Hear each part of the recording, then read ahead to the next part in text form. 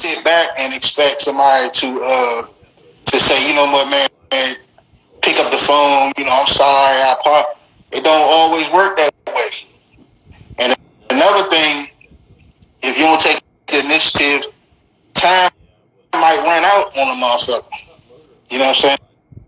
Time running out on people out here. If you look at the past 3 years, it's a lot of people gone off this earth. So that's another thing to think about.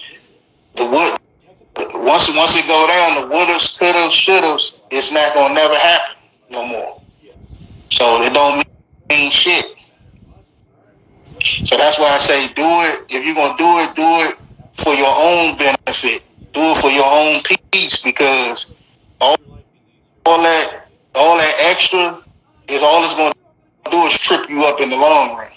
Because if you don't do it one time, it becomes a habit that you're not gonna do it again and again and again. So I feel like you should face that shit head on, get it out the way, and move on to the next, man. It's just about manning up.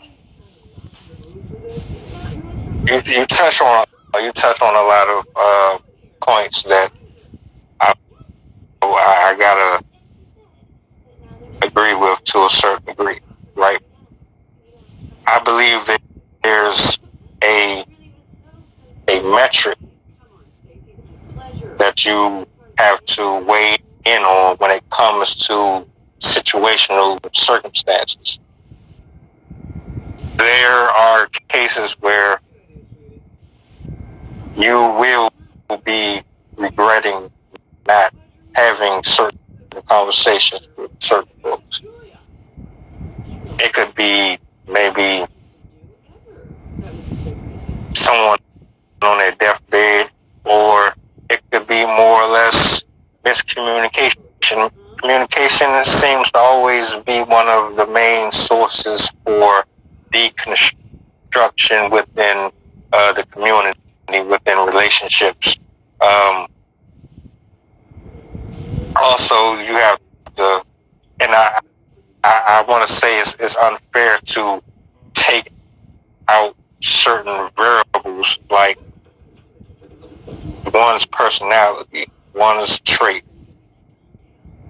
I think every case is, different and varies based on the person in general.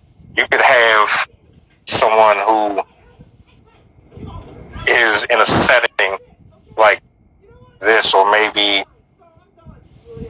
it doesn't matter what the setting is. They're able to vocalize and articulate their disposition in a way that the other person receives it and is able to reciprocate what you feel in a way that's healthy, whether they agree or disagree. You can sit, you can pick apart the points that you want to express to the other person, and they're able to take it in, receive what you're saying, digest what you're saying without getting emotional, without getting attached to certain words that you say, to create something within itself that's completely off. And they're able to give back to you something that's going to feed the conversation versus starve it. So then you have to take into account there's folks that they have been so ingrained with societal premises, family, the things that have, come to them throughout their years of growing up, that has put them in a space where all they know is arguing. All they know is giving back violent diatribes. All they know is curse this, curse that, F this, F that.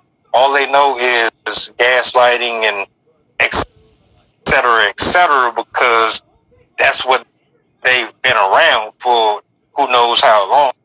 That's what they were introduced to.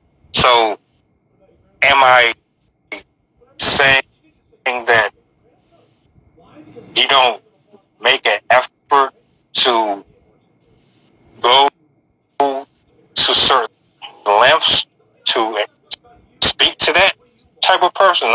I'm not saying that at all. What I am saying is everybody's case is different. You're not going to tell me that you're going to be able to convince certain folks that have different lives that you can bring closure to them. It doesn't always work out that way. But trying, I'm with